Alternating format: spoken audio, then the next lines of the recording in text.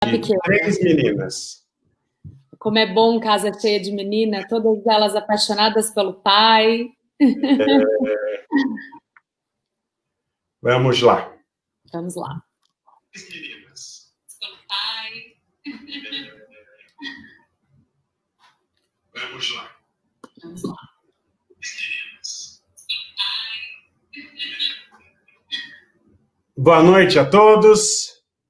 Queria agradecer a presença de todos, dizer que atrasei 15 minutinhos, sempre apanhando da tecnologia.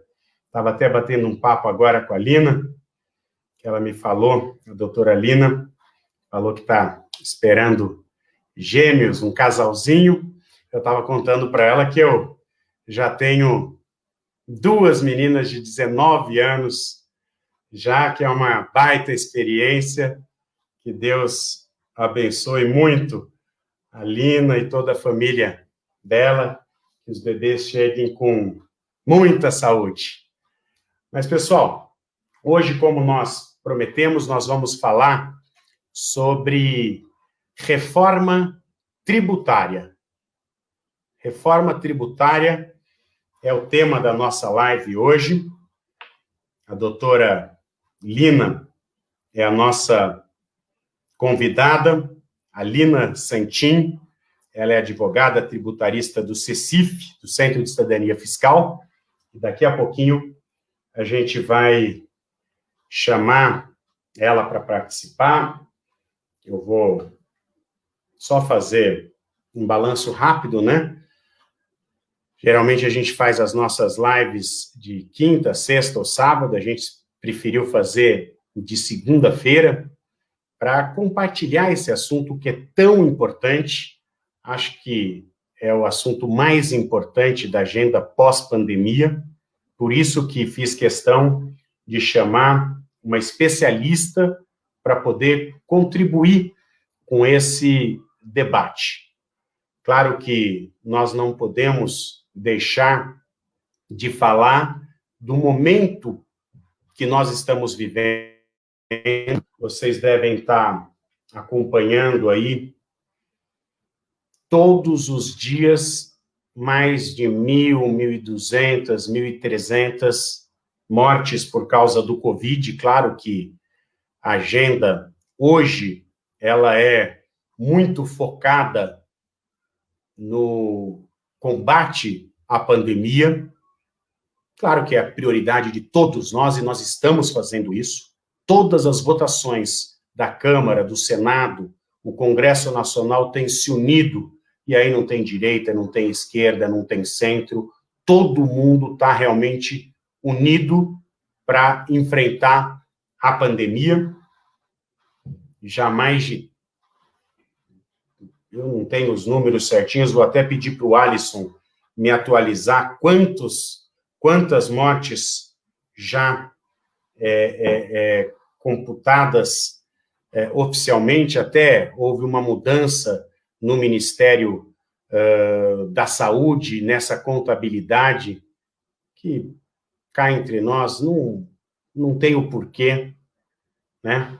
Informação é a base de tudo, informação clara, honesta, objetiva. Parece que o Ministério da Saúde já vai mudar novamente para oferecer à população todas as informações pertinentes sobre o Covid. São mais de 36 mil mortes. Então, nossos sentimentos a todas essas famílias. A gente está, infelizmente, a gente vê cada dia mais de 1.000 óbitos por causa do Covid. Isso mostra que a prioridade número 1 realmente tem que ser salvar vidas, tem que ser o enfrentamento da pandemia. Nós estamos fazendo isso. Essa semana mesmo nós vamos votar vários projetos importantes para salvar vidas, para salvar empresas e empregos, porque nós temos hoje uma crise humanitária gigante no nosso país. Paralisou o mundo, mas hoje o foco da pandemia está no Brasil, infelizmente. E nós precisamos reagir. E vamos reagir. E tenho certeza que a gente vai sair mais fortes dessa pandemia, mas nós não podemos deixar de ser solidários com 36 mil famílias que perderam os seus entes queridos. Então, nossa primeira palavra é nesse sentido, de solidariedade, de dizer que nós estamos passando por uma fase que, tenho certeza, é a pior dos últimos 100 anos no Brasil, mas que temos forças, fé em Deus, que a gente vai sair mais fortes, mais unidos. O Brasil tem um povo generoso, um povo trabalhador, um povo lutador, está demonstrando agora no isolamento, no sacrifício que está fazendo. E, claro que hoje nós estamos trazendo um tema que vai ser o tema mais importante pós-pandemia. Por isso que é tão importante a gente discutir reforma tributária. E eu já queria, então, chamar para a gente começar um papo, ela que é tributarista, a doutora Lina Santin. Aí, tudo bem, doutora Lina? Boa tarde, tudo bem, deputado Baleia Rossi, é um prazer estar aqui. Mais uma vez, muito obrigada pelo convite. Eu que agradeço por ter aceito esse convite. Eu pude participar com você de uma apresentação na FenaSucro, aqui em Sertãozinho, e tenho certeza que hoje a gente vai tirar muitas dúvidas, né, das pessoas sobre reforma tributária. Um tema pesado, um tema de difícil compreensão, e o nosso desafio aqui, doutora Lina, vai ser passar para as pessoas o que elas vão ganhar, o que o brasileiro ganha com a aprovação de uma reforma tributária. Perfeito. Essa é uma pergunta muito importante e a gente precisa desmistificar e justamente mudar essa realidade hoje, né, deputado? O sistema tributário, ele é inacessível para o cidadão comum, para a população em geral. Nós, tributaristas, temos dificuldade, muitas vezes, de entender o sistema. Imagine para um cidadão comum. Então, o primeiro ponto, o primeiro ganho do ponto de vista da cidadania é, de fato, essa instituição de um sistema transparente. Enquanto hoje nós não sabemos quanto que se paga de imposto naquilo que nós compramos, que nós consumimos no supermercado, através de um imposto moderno, com sistema IVA, todo mundo vai saber quanto paga. Isso é muito importante, isso institui um sentido de cidadania fiscal que faz com que todos os cidadãos entendam que são pagadores de impostos e são detentores de direitos. Eu acho que esse, sem dúvida, é o primeiro ganho principal para a população em geral. Além disso, a gente acaba com a guerra fiscal, né? Esse é um problema seríssimo, o senhor acompanha isso dentro do Congresso. Nós temos um problema de guerras entre os estados que acaba diminuindo o valor arrecadado e criando um cenário de muita insegurança jurídica para as empresas, para os investidores. A gente precisa acabar com isso e mudar essa realidade do nosso país. E, por fim, a gente vai ter um imposto comum que todo mundo vai querer recolher junto, vai ter um sentido único em que todos têm que andar nessa mesma mão. Então, a gente promove um federalismo cooperativo que também é muito importante para o desenvolvimento do nosso país. O Brasil precisa disso, a gente precisa unir esforços de todos os estados, de todos os municípios para caminharmos juntos dentro de um mesmo interesse, e não mais interesses opostos como ocorre hoje no sistema tributário atual. Ótimo. E já dizendo que a doutora Lina, ela é sócia do escritório Eurico Santi Advogados, coordenadora executivo do Núcleo de Estudos Fiscais da FGV e pesquisadora assistente do CECIF. E nós vamos agora tentar falar sobre a PEC 45, que é de minha autoria. Como deputado federal, eu estou fazendo a defesa política da PEC 45, que é a reforma tributária que está sendo discutida no Congresso Nacional e que é um estudo muito aprofundado do Centro de Cidadania Fiscal. Vou até pegar aqui para não cometer injustiças. Tem o Bernard Api, que coordena o trabalho, tem o Nelson Machado, que é ex-ministro da Previdência Social, tem a Vanessa Canado, que é doutora em Direito e professora da FGV, e que hoje trabalha junto com o ministro Paulo Guedes, tem ajudado muito nesse debate, o Eurico Desante, que é professor coordenador do Núcleo de Estudos Fiscais da FGV, e que você, doutora Alina, também ajudou a construir, contribuiu. Quer dizer, é importante a gente falar que essa reforma tributária que a gente está defendendo lá na Câmara dos Deputados, que é a base da comissão mista, que, aliás, foi um grande avanço que nós conseguimos, né? Nós conseguimos unificar o debate. Havia uma PEC tramitando no Senado, de autoria do presidente do Senado, senador Davi Alcolumbre, que é a base do estudo do deputado Raul, que durante muito tempo estudou e também contribui muito com esse debate da reforma tributária, e uma outra PEC, a PEC 45, que é de minha autoria, que tem a relatoria do deputado Aguinaldo Ribeiro, da Paraíba, que tem feito um belíssimo trabalho, ele é líder da maioria, e nós conseguimos unificar o Senado e a Câmara, fizemos uma comissão mista, que tem o senador Roberto Rocha como presidente, senador do Maranhão, tem o primeiro vice-presidente, o deputado Wildo Rocha, do MDB do Maranhão, e o Aguinaldo, que vai relatar, já está relatando, está fazendo esse debate. Então, só para falar que a base desta reforma tributária, dessa simplificação tributária, é a nossa proposta,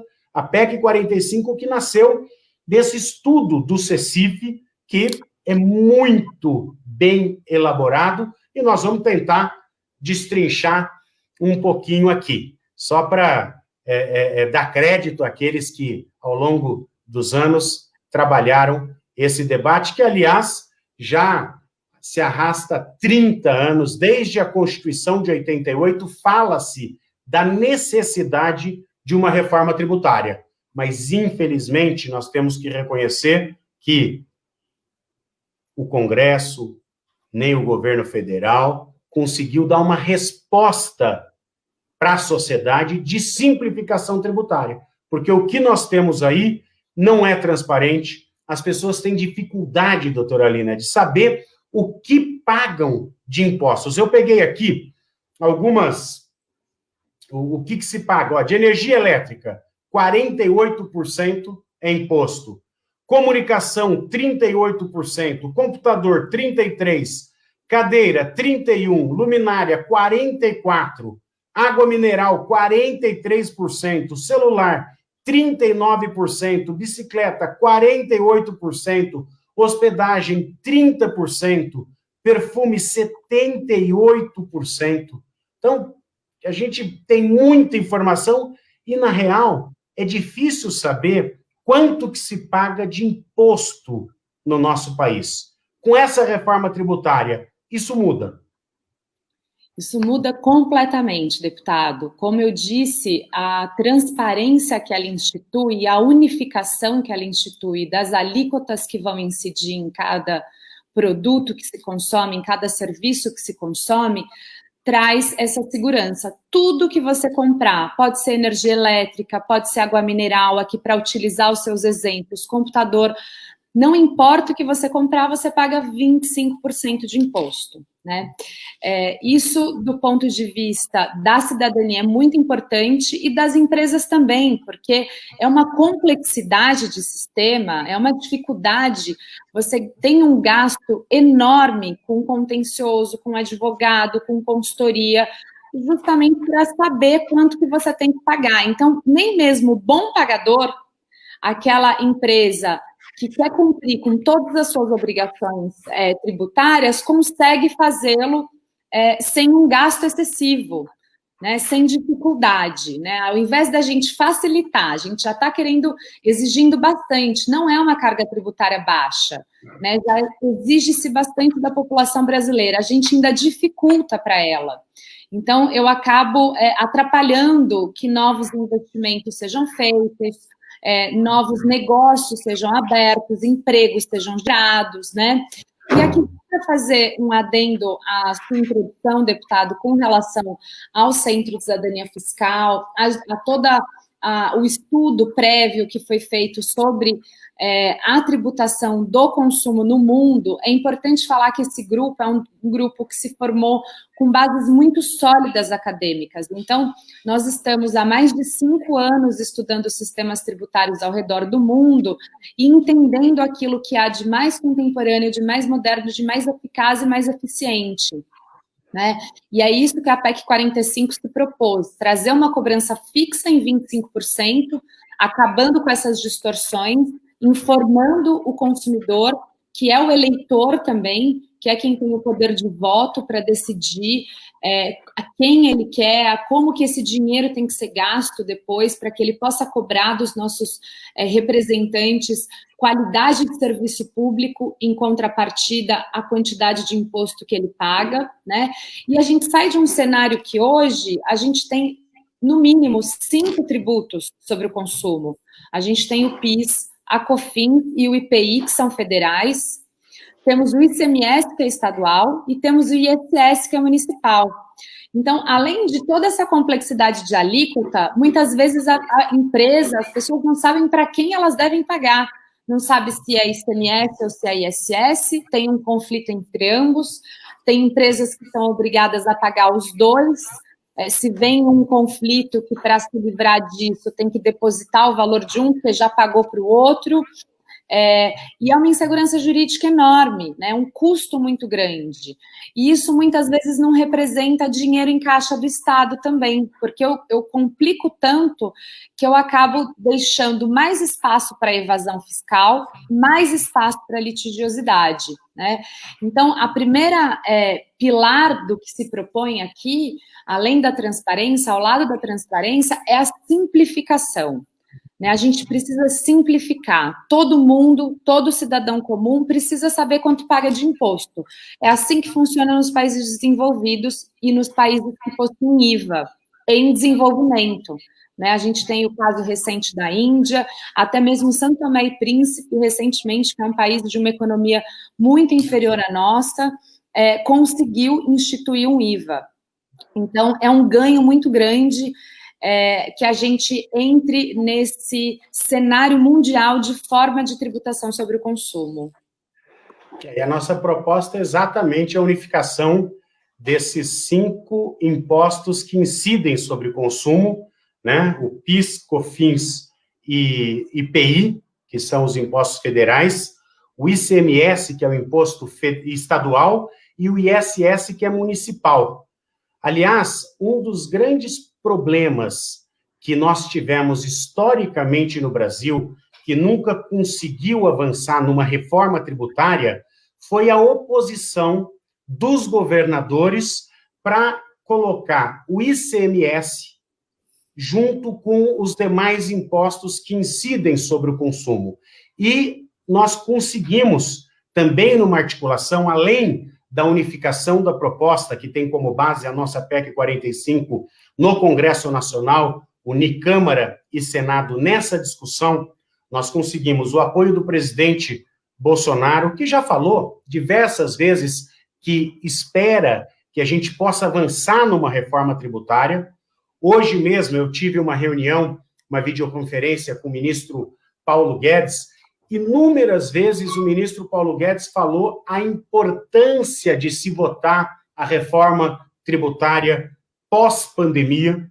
Portanto, é claro que é difícil ou impossível você avançar uma reforma tributária sem que haja a participação do ministro que gera a economia do nosso país. Então, também é muito importante o compromisso do presidente do Senado, Davi Alcolumbre, que é o presidente do Congresso Nacional, e o patrocínio do presidente da Câmara dos Deputados, Rodrigo Maia, que desde o primeiro momento é um grande entusiasta dessa reforma tributária. Então, é uma grande simplificação. Nós vamos, hoje, como é o sistema? Absolutamente cumulativo. Hoje paga-se um pouco aonde o bem ou o produto é fabricado, depois paga-se imposto sobre imposto no meio da cadeia produtiva, depois paga um pouco onde ele é consumido. Então, é difícil ter transparência. Ninguém sabe. Às vezes, você pergunta, as pessoas chutam quanto que se paga de imposto. Então, isso vai ser uma grande simplificação. E para dizer, tem as características dos bons IVAs. O que é o IVA? É o Imposto de Valor Agregado, que é utilizado em mais de 160 países. Então, o nosso sistema é complexo, é cheio de exceções, é muito ruim, reconhecidamente o pior do mundo e precisa reformar. E agora, com o apoio dos 27 secretários de Fazenda, dos 26 estados, mais do DF. Acho que este apoio, Bernardo Api esteve no Concefaz por diversas vezes, eu estive como autor da proposta, conversando com os secretários de Fazenda, nós temos o apoio dos 27 governadores. Então, a grande barreira que nós tivemos historicamente, que era os governadores não queriam o ICMS, nós já superamos. Então, eu acho que a cada dia a gente tem uma boa novidade para dizer, olha, nós não estamos discutindo mais um capítulo da novela da reforma tributária. Não, nós queremos fazer, se Deus quiser, o último capítulo para entregar uma proposta que impacte na vida das pessoas. Porque a realidade, doutora Alina, é que nós começamos essa pandemia com a reforma tributária com uma importância muito grande. Por quê? Porque nós tínhamos 12 milhões de desempregados. Agora, com essa pandemia, além das perdas de vidas, de pessoas enlutadas, famílias enlutadas, nós vamos ter uma repercussão econômica jamais vista. Infelizmente, vai ser um impacto muito grande. Então, nós vamos ter das 12 milhões de desempregados, mais 8 milhões daquela geração nem estudam, nem trabalham, nós vamos passar, talvez, para 20 milhões de desempregados. Então, a reforma tributária, essa simplificação, ela vai melhorar a visão que o mundo tem do sistema tributário e vai garantir investimentos. Essa é a expectativa, né? Sem dúvida, essa é a expectativa. Eu também vejo, deputado, desde que me conheço por gente, desde que estava na Faculdade de Direito, há 20 anos atrás, ouço falar sobre a reforma tributária, e infelizmente, anteriormente, ela nunca avançou. O porquê que agora é diferente? Muitos me questionam, porque agora foi um trabalho muito sério, desenvolvido do começo ao fim, não é mais um simples PowerPoint, é um projeto de lei baseado nas melhores práticas internacionais, e como o senhor mencionou, é inédito esse movimento de todos os estados apoiarem a unificação dos impostos.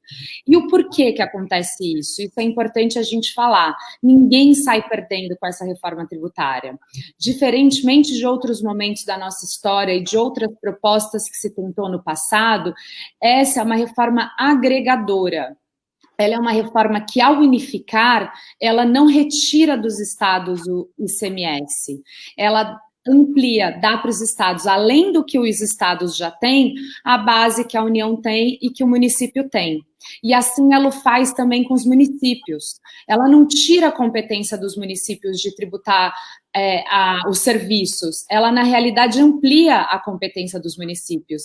Então, quando você consegue ter esse cenário inédito, pela primeira vez no Brasil, em que todos os entes saem ganhando, e que a gente também fez um mecanismo que foi muito bem defendido pelo senhor no Congresso, com relação a eventuais perdas pela mudança do critério origem para o critério destino, que vão ser compensadas integralmente nos primeiros 20 anos, e depois gradativamente vai voltando ao natural nos próximos 30, isso dá muita segurança para que todo mundo apoie, né?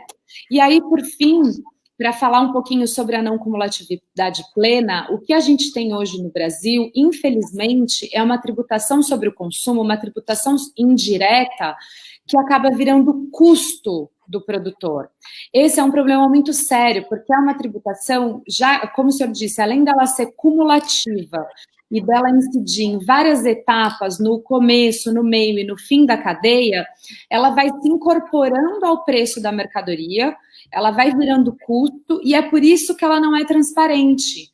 É por isso que, apesar da alíquota do ICMS ser 18%, na realidade, a gente está pagando 50%, 48%, 52%, 70%. E isso é muito difícil de se medir, porque o contribuinte paga, nós, cidadãos comuns, compramos, pagamos, a gente não sabe para quem vai esse dinheiro, qual é o ente tributante, se está indo para o Estado, se está indo para o município, quanto está indo, né? E eu acabo onerando muito a produção brasileira, né? Eu tenho um problema seríssimo aí, que acaba sendo arcado como custo pelas empresas. Então, eu desincentivo, sem dúvida, a economia, né? Às vezes, no Brasil, faz-se determinadas contas e o risco que se corre, muitas vezes, o maior deles é o tributário, é o fiscal, para que a gente empreenda, né, para estimular o empreendedorismo no Brasil, não compensa. E aí compensa mais você deixar o dinheiro aplicado, né, compensa você ter outras formas de rentabilidade do que empreender e do que gerar empregos. Então, sem dúvida, além da gente vir de um momento muito especial, muito triste, que a gente vai ter uma retração econômica muito grande, né, há uma projeção de uma perda de PIB grande, como o senhor disse, nunca antes vista na história do Brasil e mundial, né? Acho que é um cenário de guerra realmente. Então, haverão desempregos. Acho que a gente tem uma medida como essa, que incentiva investimento, incentiva empreendedorismo, é mais do que nunca urgente. E o objetivo principal tem que ser gerar emprego, renda e garantir investimentos para o nosso país. Porque é o que nós vamos precisar pós-pandemia, para superar esse reflexo da pandemia na nossa economia. E essa simplificação tributária, muitas pessoas falam assim, reforma tributária vai diminuir a carga tributária? Essa é uma pergunta que sempre se faz. A primeira resposta é, o custo do Brasil vai diminuir muito. Só para se ter uma ideia, hoje, nessa videoconferência que nós tivemos com o ministro Paulo Guedes, ele falou assim, 1/3 das empresas no Brasil, elas judicializam. Elas vão para a justiça discutir se devem ou não pagar, portanto, não pagam o imposto. 1/3 das empresas, elas têm ou alguma desoneração, ou alguma exceção, ou algum benefício. E o outro 1/3, que para complementar o todo, acaba pagando a conta para todo mundo. Isso não é correto, isso não é justo, porque isso desequilibra a conta. Quer dizer, 1/3 paga imposto, 1/3 consegue algum benefício, o outro terço discute na justiça. E esse contencioso, só no CARF, que é o contencioso administrativo, nós temos cerca de 700 bilhões de reais. Alguns dizem que chega até 1 trilhão. Isso no administrativo. Se a gente contar todo o contencioso judicial, nós devemos ter 3, 4 trilhões de reais parados, porque nós temos uma tributação complexa, cheia de exceção, e que não tem o que é básico em todos os outros países do mundo, que é a simplicidade, que é a simplificação. E essa proposta, ela, primeiro, não aumenta a carga tributária. Primeiro ponto, é importante que se diga isso. E ela prepara o país para diminuição. Todos nós queremos a diminuição da carga tributária. Agora, é importante também dizer que para diminuir a carga tributária, nós precisamos de uma reforma administrativa. Por quê? Porque hoje o Estado brasileiro é caro. Ele é grande, tem muita gente, ele é custoso, e para pagar essa máquina pública é que se arrecada os impostos. Então, não dá para a gente falar, não, vamos diminuir simplesmente a carga tributária. Nós queremos diminuir, essa proposta é uma simplificação que já diminui o custo do Brasil, mas nós temos que botar também uma reforma administrativa para diminuir o tamanho do Estado, para diminuir o peso do Estado, e aí sim, nós vamos conseguir, até porque um ponto importante é que os estados e os municípios, doutora Alina, podem mexer nas suas alíquotas se assim desejar, e aí diminuir a carga do município, do estado e da União. Exatamente.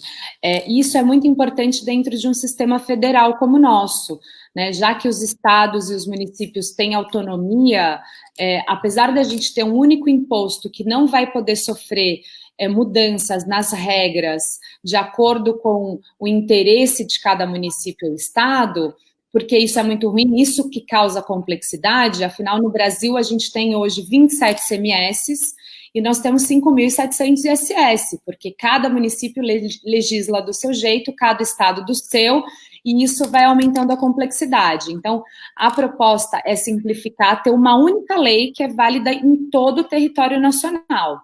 Mas, por outro lado, para manter a autonomia de cada ente, cada estado, cada município vai dizer a alíquota que irá funcionar dentro do seu território. E a gente vai pagar exatamente a soma dessas alíquotas. É exatamente como ocorre no sales tax americano. Então, quando a gente viaja para os Estados Unidos e vai para o Texas, a gente sabe quanto a gente vai pagar de sales tax, é 9%. Se a gente vai para o Oregon não cobra, ou cobra muito pouco. Se a gente vai para Nova York, é 11%. Cada estado tem a sua alíquota de acordo com as suas necessidades locais, né? Isso é muito importante porque eu dou autonomia para que cada ente decida, e eu também faço um controle político da carga tributária muito importante, né? Se eu tiver alguém que aumenta muito a carga, a população pode sair daquele lugar e comprar no município vizinho, no estado vizinho. Então, eu crio um ambiente de competição fiscal que é muito saudável para o contribuinte. E acabo, por outro lado, com o ambiente atual de guerra fiscal, que é justamente o oposto, que é um problema muito sério e que é muito ruim tanto para o contribuinte quanto para o Estado, porque significa menos arrecadação em caixa. Quando um Estado, para atrair um investimento, fala, vem para cá, que eu te dou uma alíquota menor, ele causa um problema concorrencial, em primeiro lugar, porque eu posso ter duas empresas do mesmo ramo de atividade, sendo que aquela que resolveu se instalar naquela região acaba pagando menos, e isso acaba trazendo um desequilíbrio concorrencial econômico, o que é muito ruim. O sistema tributário não pode ser usado para isso, né? Eu causo uma distorção errada, que não é muito nociva do ponto de vista da economia. E, por outro lado, além dessa questão concorrencial, eu tenho um problema de menor arrecadação. Quando um estado, um município fala, vem para cá que você vai pagar menos imposto, essa empresa se instala nesse local, ela traz necessidade de maior gasto público, porque ela está levando pessoas a morarem nessas cidades, então essa cidade, esse estado vai ter que investir mais em saúde, mais em educação e todos os outros bens públicos que a gente necessita para viver em sociedade, mas, por outro lado, em contrapartida, não vai ter uma arrecadação suficiente para isso. Então, eu aumento a necessidade de caixa e não tenho uma contrapartida, eu acabo utilizando isso como instrumento político. Existe geração de emprego, a gente sabe que isso funcionou muito na década de 80, 70, 60 para levar investimentos para os lugares mais remotos do Brasil, mas existem outras formas de se fazer isso hoje em dia, de um ponto de vista mais eficiente, né, na economia. Então, eu preciso investir em infraestrutura, eu preciso investir em formação de mão de obra, utilizar as vocações regionais de cada estado para atrair investimento e não conceder benefício fiscal, porque esse sim é um jogo de perde-perde. Eu tiro de São Paulo, eu tiro do Rio, eu tiro de Minas, mas eu também não ganho, né? Porque Exatamente. eu também tenho arrecadação. Esse fim da guerra fiscal é uma das características muito importantes da nossa PEC 45, da nossa reforma tributária.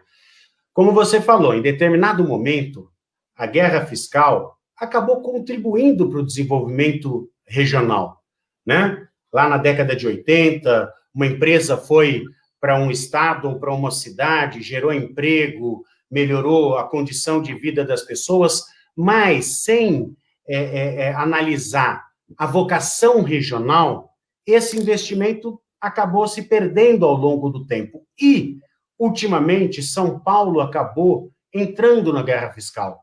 Aí, não tem para ninguém. Porque quando São Paulo entra na guerra fiscal amparado pela lei, aí é uma soma de perde-perde. Você falou, tem que ser ganha-ganha. Nós precisamos desenvolver as regiões que precisam de investimento através do Fundo de Desenvolvimento Regional, que prevê a PEC. O próprio relator, o Aguinaldo Ribeiro, tem algumas questões que ele está colocando por sugestão dos governadores, dos debates que nós estamos fazendo, vai diminuir o tempo que nós vamos ter para a implantação, a transição vai ser diminuída, mas aí num amplo debate. E hoje, ao invés de você dar um incentivo fiscal, por exemplo, São Paulo dá incentivo fiscal para o frigorífico, sendo que o boi está lá no Mato Grosso do Sul, no Centro-Oeste. E o Centro-Oeste dá incentivo para montadora de veículos, sendo que a característica desse tipo de indústria é o Sudeste, é São Paulo, Rio, é Minas. Então, o que a gente acaba fazendo? Aumentando o custo do país, muito caminhão na estrada, gastos desnecessários e uma distorção nos investimentos. Os investimentos devem seguir o que é a vocação regional, a mão de obra, aquilo que o Estado tem de melhor. Esse é só um exemplo, mas nós temos centenas de exemplos que distorcem os investimentos e atrapalham a lucratividade, atrapalham a geração de emprego, atrapalham os municípios e os estados. Tanto é que nós conseguimos o apoio de todos os governadores, de todos os secretários de Fazenda, porque hoje a guerra fiscal é nociva para os estados e municípios. Nós temos aí várias perguntas. Tem o pessoal que está perguntando aqui sobre taxação de grandes fortunas. Então, eu vou só, porque às vezes não pegou do começo, a nossa PEC, a PEC 45, ela é uma reforma tributária em todos os tributos que incidem sobre o consumo. Depois da transição, nós vamos acabar com essa cumulatividade, 100% do imposto vai ser cobrado no destino. A princípio, a ideia é uma alíquota de 25%. A taxação de grandes fortunas, eu posso dizer, nós vamos ter que discutir isso, porque nós temos muitos países que aplicam, mas é provavelmente fora desta discussão. A outra pergunta que se faz, e a renda? Hoje, nós temos uma taxação no imposto de renda do assalariado, que, no meu entender, não é justa. O assalariado hoje paga a conta muito alto, e a gente sabe que lucros e dividendos pagam poucos impostos. Também é uma outra discussão aí, já grandes fortunas é sobre propriedade, né? É uma reforma também necessária, acredito que o ministro Paulo Guedes irá mandar para o Congresso Nacional outras reformas que são complementares, que são também importantes. O pessoal mais à esquerda diz sempre a importância de se taxar grandes fortunas, e nós precisamos ter uma reforma que seja progressiva, não dá para ser regressiva. E a questão do assalariado. Isso é muito importante. Hoje, a carga incide sobre quem ganha salário e não sobre quem tem grandes lucros e dividendos. Eu acho que essa é uma discussão que também nós precisamos defender, mas são propostas que são complementares, não são exatamente o que fala a nossa reforma tributária, que é sobre o consumo. Uma pergunta, doutora Alina, que a gente sempre encontra. Hoje, uma empresa gasta muito recurso para saber quanto que vai pagar de imposto. Como que funciona isso? O Brasil é um dos últimos colocados num relatório anual que é feito por algumas consultorias, auditorias independentes. Então, no Brasil, a gente gasta quase 2.000 horas para o cumprimento de obrigações acessórias. O que significa isso? Para a gente saber qual imposto pagar, para preencher guia, né, para pagar DARF, AGARI, todas aquelas complexidades enormes que a gente tem no nosso país. A gente tem vários exemplos de empresas cujo setor de contabilidade, o setor fiscal, é maior do que o setor produtivo. Né? A gente tem um gasto muito grande com o pessoal, a gente tem um gasto de horas, um gasto trabalhista, enfim, é muita energia, muito recurso que a gente perde nessa complexidade toda. A média dos países da OCDE, enquanto a gente gasta quase 2.000 horas, é 200 horas.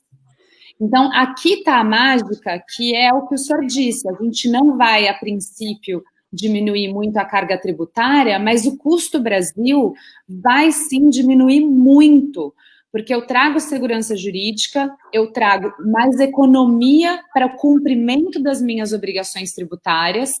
Enquanto eu gastava 2.000 horas, eu posso me aproximar muito mais dessas 200 horas, que é um ideal da OCDE, é um número médio, e não é longe da gente, porque se a gente começa a olhar até os países da América Latina, gastam muito menos tempo que a gente, então a burocracia brasileira fiscal é exacerbada até mesmo do ponto de vista das economias emergentes e aqui dos nossos vizinhos latinos. Então, é essencial que a gente faça essa economia para que esse dinheiro deixe de ser gastado em algo que não retorna para a sociedade, né? É um dinheiro mal gasto, para que gere mais empregos, para que aumente os investimentos da empresa. É muito importante isso, né? A gente tem essa expectativa de baixar, se a gente conseguir realmente a alíquota única, da forma como a PEC 45 se propõe, a gente vai estar perto das 200 horas, sem dúvida. Né? Se a gente começa a criar um pouco mais de complexidade, de ter 3 alíquotas, a exemplo do IVA antigo, que se usa na Europa até hoje, um IVA da década de 80, aí a gente vai aumentando. Quanto mais complexidade a gente tem, mais tempo, mais custo Brasil a gente tem também. Né? Esse exemplo que o senhor deu, deputado, a respeito da litigiosidade no Brasil, esse é um outro exemplo muito grande que também tende a diminuir. Por quê? Hoje, um empresário, ele não sabe quanto ele paga de IPI, porque o chinelo tem uma alíquota, o tênis tem outra alíquota, o sapato tem outra alíquota, e o sapatênis, ninguém sabe se paga a alíquota do tênis ou se paga a alíquota do sapato. Então, aí que entra realmente a sonegação, muitas vezes, o planejamento tributário, muitas outras, legítimo, né? A discussão judicial, e tudo isso significa menos dinheiro em caixa. Quando a gente baixa o custo Brasil, a gente pode falar em redução também de impostos, porque a gente vai ter ao mesmo nível de arrecadação, né, dentro de uma alíquota inferior. Hoje, a proposta, quando ela fala 25%, ela pretende repor a arrecadação que hoje representa algo em torno de 33%. Se a gente tivesse uma alíquota uniforme hoje no Brasil, ela seria algo em torno de 33%, 32%, que é mais ou menos o que cada brasileiro paga na média sobre o que consome. Então, de certa forma, a gente já tem uma redução, sim. Por quê? Porque a gente sabe que nesse novo sistema a gente vai ter menos evasão, vai ter menos fraude, menos discussão tributária, menos custo Brasil. Então, tudo isso nos permite já ter uma alíquota de 25%. Ainda assim é alta, sem dúvida. Mas primeiro a gente precisa de instituir esse sistema para depois trabalhar a alíquota. E aqui, só fazendo um adendo sobre eventual reforma complementar, aqui a gente está falando só sobre o consumo, e às vezes é realmente difícil as pessoas entenderem, porque a gente tem várias bases de tributação. A gente tem o consumo, que é essa que se propõe a instituição do IBS. O que significa IBS? Imposto sobre bens e serviços, um único imposto. Acaba com o ISS, acaba com o ICMS, acaba com o IPI, acaba com o PIS/COFINS, é um único imposto, um modelo IVA, é um IVA moderno. Lá fora chama GST, que é Goods and Service Tax, né? Por isso, imposto sobre bens e serviços e não mais IVA. IVA já ficou uma nomenclatura mais antiga para dizer sim do modelo e não do imposto. A gente tem a propriedade, a gente tem a renda. O imposto sobre grandes fortunas, ele não é tão unânime quanto um IVA. A literatura internacional é unânime ao dizer que a melhor forma que a gente encontrou de tributar o consumo é um IVA. Né? Já o imposto sobre grandes fortunas, a gente vê estudos das duas formas, né? Foi importante em alguns países, em outros países causou muita evasão de divisas. A França foi um país que instituiu o imposto sobre grandes fortunas e tempos depois revogou, né? Teve o caso famoso do Gerard Depardieu, que é um ator famoso porque fez o Obelix e é muito querido na França, ele é um ícone nacional, que ele migrou, ele foi embora da França por conta daquele novo imposto. E hoje a gente sabe que a gente não tem mais fronteira, né, para as nossas divisas financeiras. Então, também é preciso sopesar isso. E eu não estou dizendo que vai ser ou não vai ser bom para o Brasil, talvez seja, mas não é unânime. O IVA é unânime, a gente está perdendo tempo. Enquanto a gente não tiver um IVA, a gente vai estar fora do cenário mundial de tributação moderna sobre o consumo. O Brasil é o último país que tributa o consumo através de 5 tributos. Isso não existe em nenhum outro lugar do mundo. Então, quando a gente recebe um investidor estrangeiro, explicar para ele o sistema tributário brasileiro indireto é hercúleo. Impeditivo, né, de investimento. É um grande impeditivo, eles se sentem muito inseguros. Muitas vezes ele fala, mas para quem eu pago? Para o município ou para o Estado? E muitas vezes nós, especialistas, dizemos, depende, nós não sabemos. Precisa ver qual município, qual Estado, consultar, entrar com a ação, gastar dinheiro para saber para quem paga, né? E não tem outro paralelo no mundo, né? Existiam alguns últimos países que tinham esse problema de tributar através de vários impostos e de vários entes, e já foi resolvido. O Brasil está na lanterninha dessa discussão. Não, muito bom. Quando eu falei da questão dos salários, porque tem muita pergunta, né?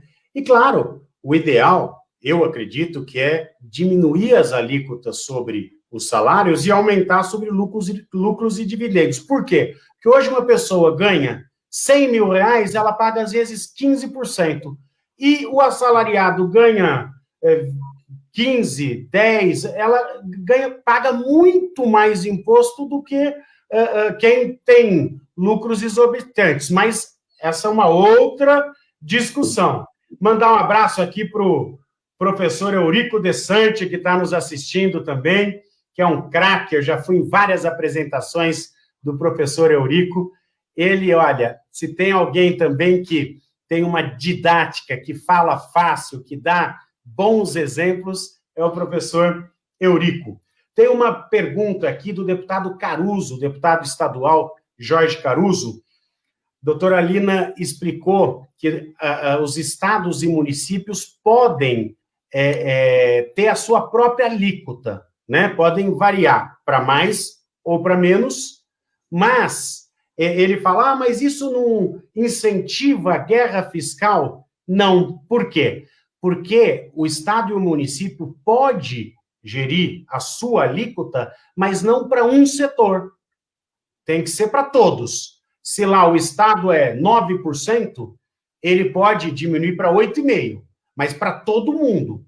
E para diminuir, ele tem que diminuir a máquina estatal, o peso do Estado. Por isso que eu falei que essa reforma, ela é o primeiro passo para a diminuição da carga tributária. Mas nós precisamos da reforma administrativa. Então, Caruso, ela não estimula a guerra fiscal, porque hoje a guerra fiscal, ela se dá quando você dá um benefício para um determinado setor para buscar aquele investimento e desorganiza todo o investimento. Temos várias perguntas aqui. Mais uma coisa também, deputado, quando a gente muda a sistemática da origem para o destino, eu já desestimulo a concessão desse tipo de incentivo. Então, isso por si só já tende a acabar com a guerra fiscal.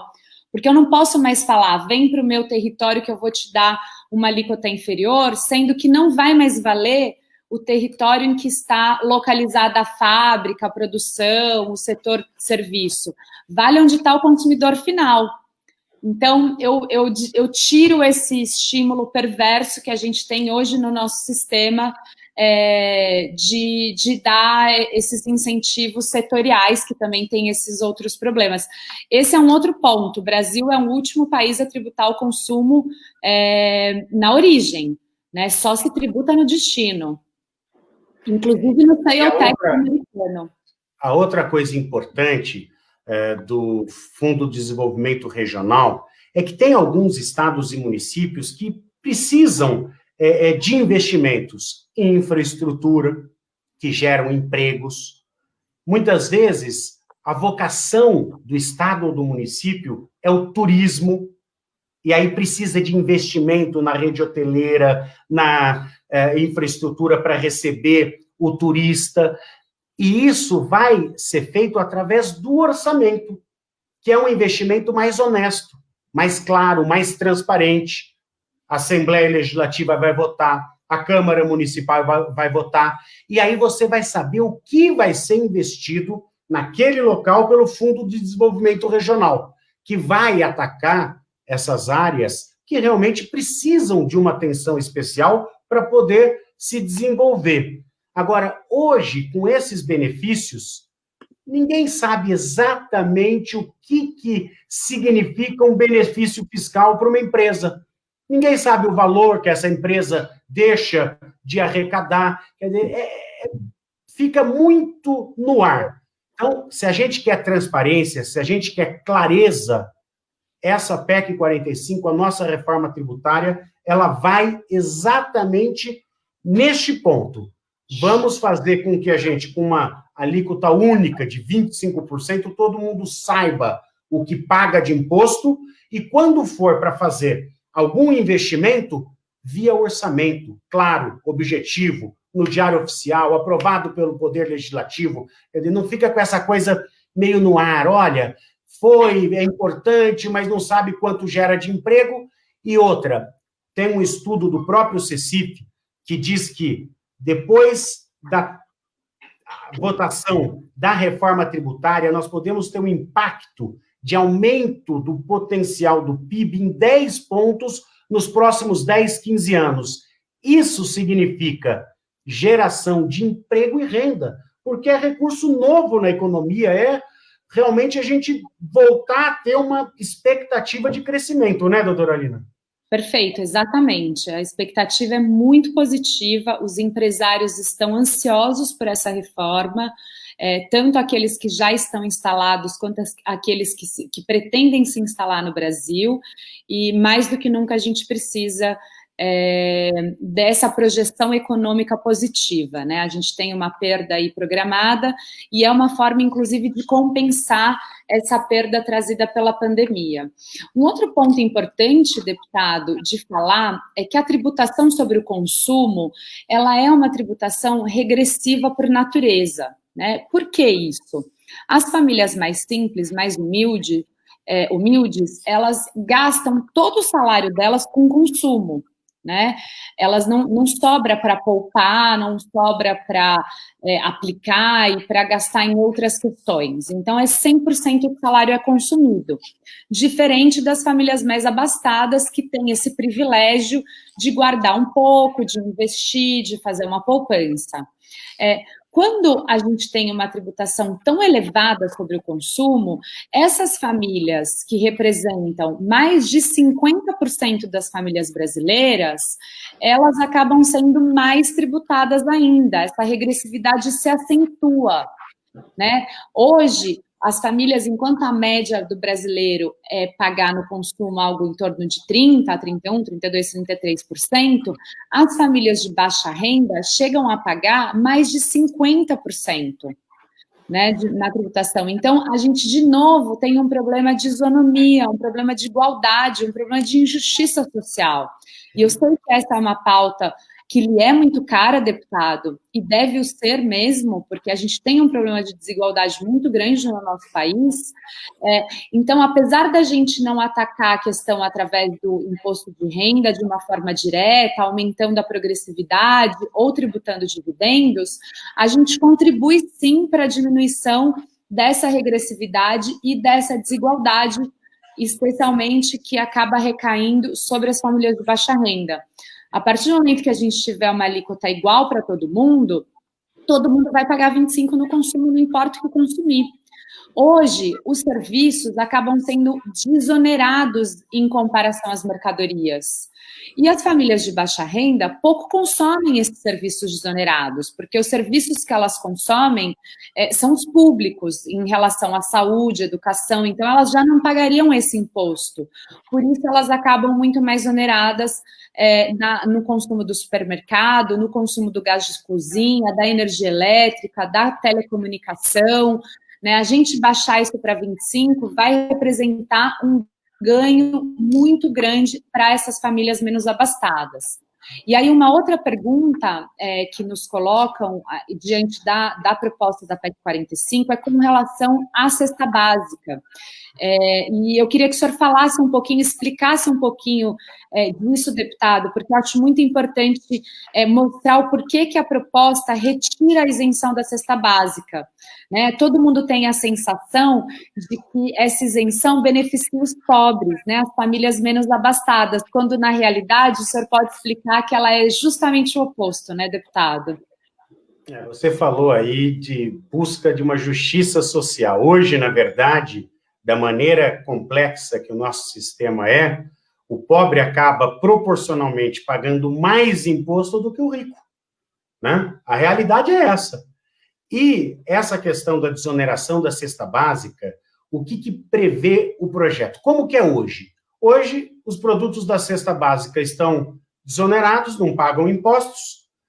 Quer dizer, o pobre não paga imposto sobre os produtos da cesta básica, proporcionalmente, até da renda dele, ele gasta mais com os alimentos da cesta básica do que os ricos. Só que, quantitativamente, o rico gasta muito mais.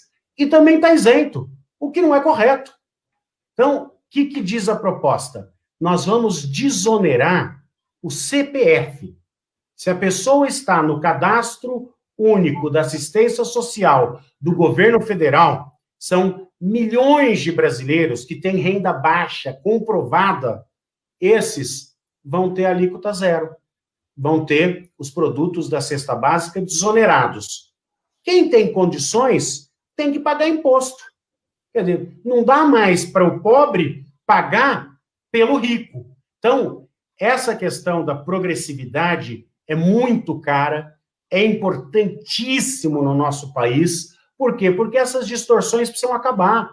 Por isso que a gente fala que, às vezes, as pessoas mais simples, elas pagam muito mais do que deveriam e os mais abastados pagam muito menos do que deveriam. E essa fórmula que foi encontrada pelo CECIF na PEC 45, ela traz justiça. Tanto é que a desoneração por CPF da pessoa que realmente precisa, ela vai significar 0,5% dos 25% do IBS. Se a gente tivesse a desoneração total, significaria 2% a mais.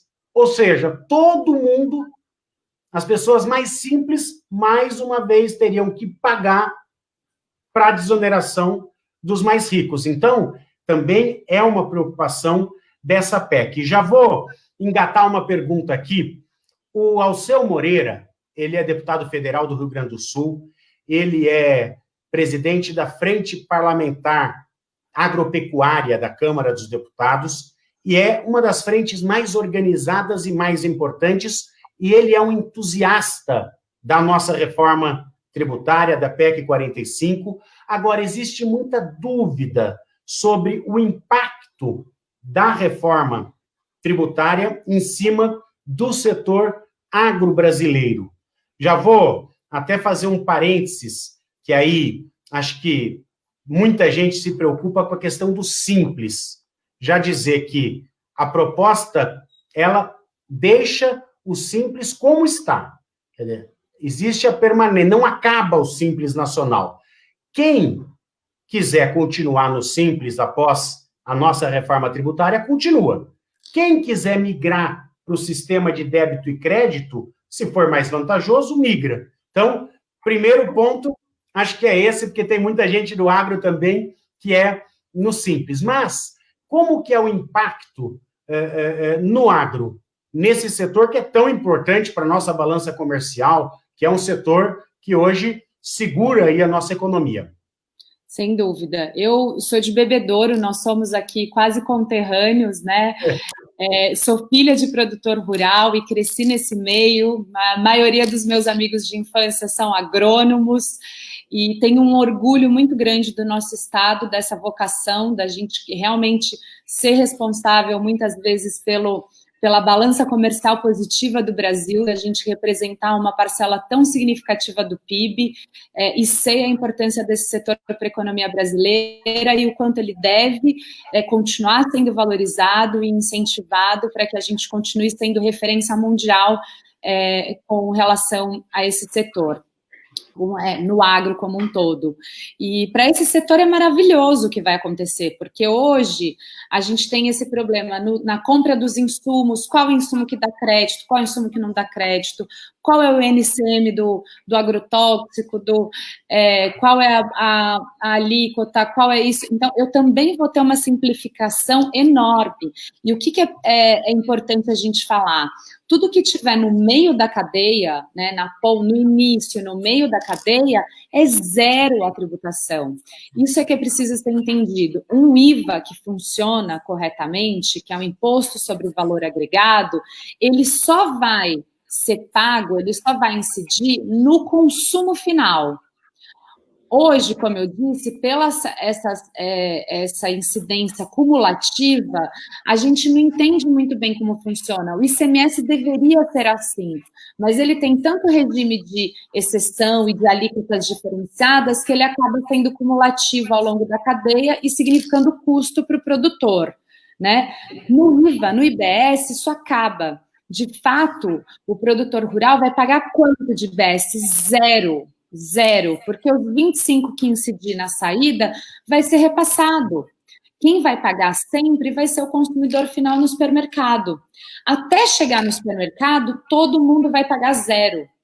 Né? Se hoje paga 7, se hoje paga 8, paga 12, tem que ter uma contabilidade, tem que ter todo um, né, para quem tem frigorífico, sabe o quanto isso é complexo, tem um problema de diferencial de alíquota, o tal do DIFAL, que é um problema seríssimo para os contadores, né? Tudo isso vai acabar. Né? Você não vai ter nenhuma incidência durante a cadeia. Então, sem dúvida, também é mais um incentivo para esse setor tão importante da economia brasileira. Tudo que é investimento no meio da cadeia produtiva é desonerado, tudo que é insumo é desonerado e as exportações também são desoneradas. E o que é importante dizer é que a gente hoje no Brasil, apesar de ter na Constituição escrito que as exportações são desoneradas, na prática elas não são, porque a gente não tem a devolução do crédito. Então, o produto brasileiro, quando a gente já exporta, sim, com muitos impostos embutidos, que foram incidindo ao longo da cadeia, e muitas vezes com esse imposto que não se retorna, a gente não tem esse crédito, então o exportador sabe disso. A gente perde muita competitividade do produto nacional na hora de exportá-lo.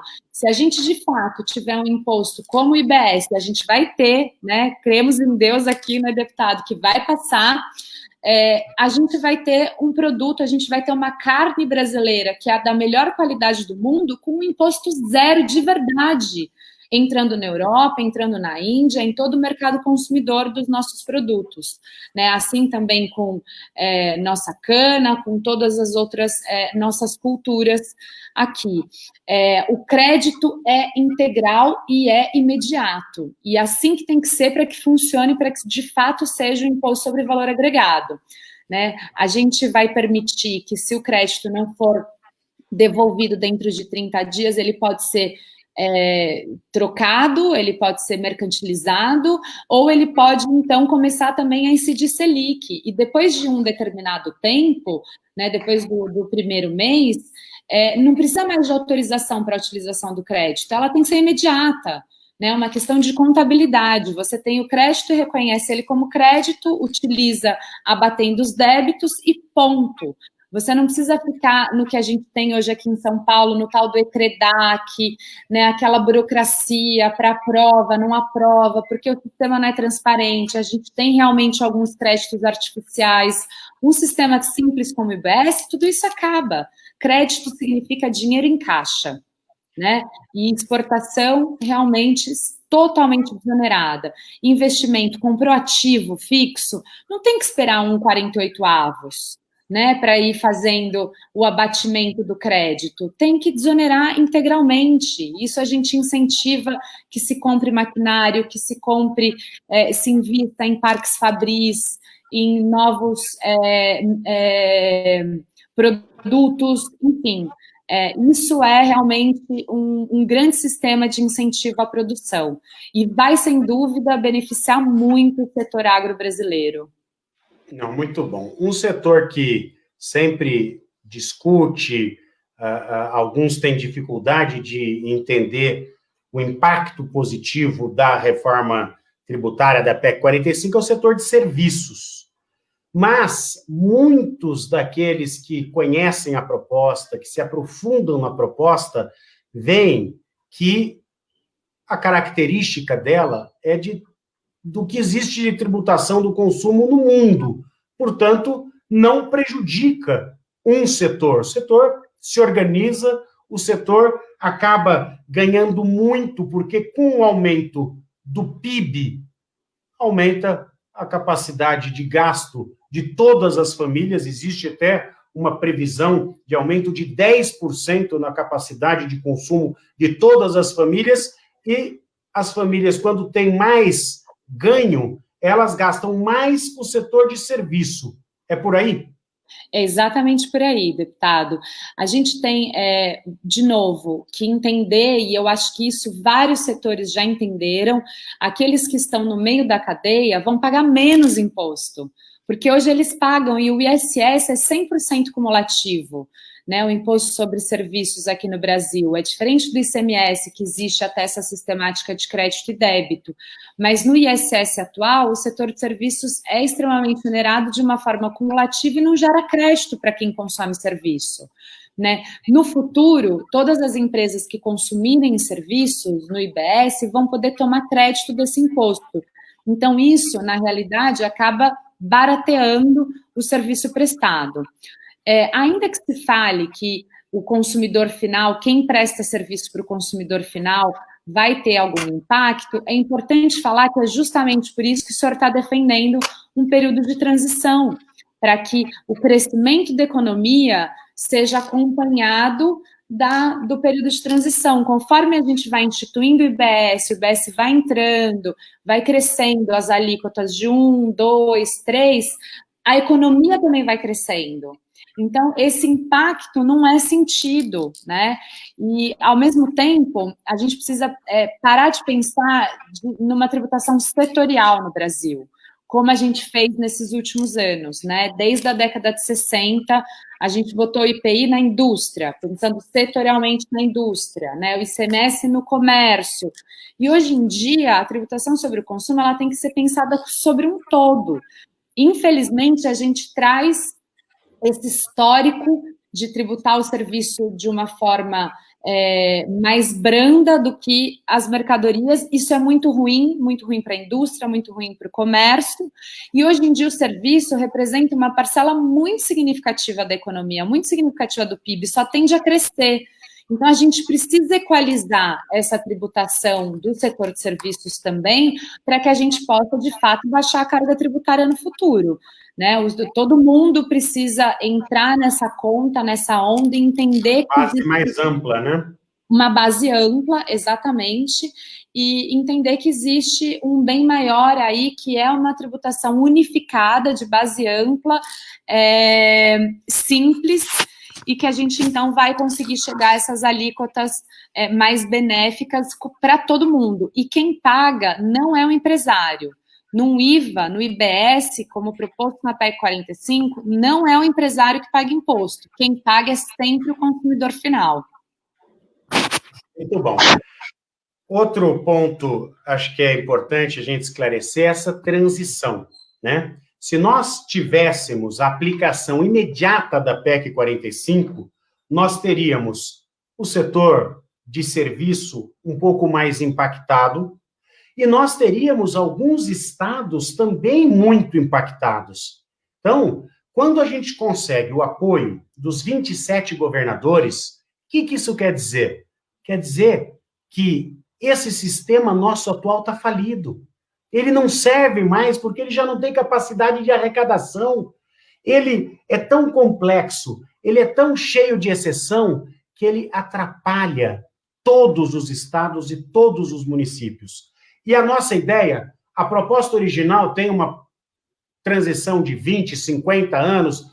Eu acredito que o deputado Aguinaldo Ribeiro, que está conseguindo fazer uma compilação de várias sugestões, o parlamento é assim, a gente chega com uma proposta e contribuições são dadas para melhorar a proposta. O próprio ex-deputado Rauli tem algumas ideias que vão ser incorporadas. Nós precisamos fazer algo que seja bom para o brasileiro, bom para o desenvolvimento do Brasil, e depois desses 10 anos, com o reflexo da aprovação, com essa transição de pelo menos 10 anos que a gente está falando, no final da transição, todo mundo vai ganhar. Tem município que vai ganhar mais, tem município que vai ganhar menos, mas o que vai ganhar menos, nós estamos falando que vai ganhar. Nos estados é a mesma coisa, e nos setores a mesma coisa. Depois da transição, a nossa expectativa, a expectativa dos economistas, dos tributaristas que formularam esta ideia, é que com o PIB crescendo, com a reativação da nossa economia, com novos investimentos, com os investimentos, inclusive, externos, que hoje muitas vezes são impeditivos, a gente tem condições de ser vitorioso e ter um ganho para todos. Quer dizer, essa é a expectativa. Não vou me alongar muito, doutora Alina, mas já agradecendo, nós já estamos com 1h14 de live aqui, daria para ficar mais um tempão falando. Queria... Isso é muito bom, dá para ficar aqui até amanhã, deputado. Agradecer. Tem uma pergunta aqui sobre construção civil.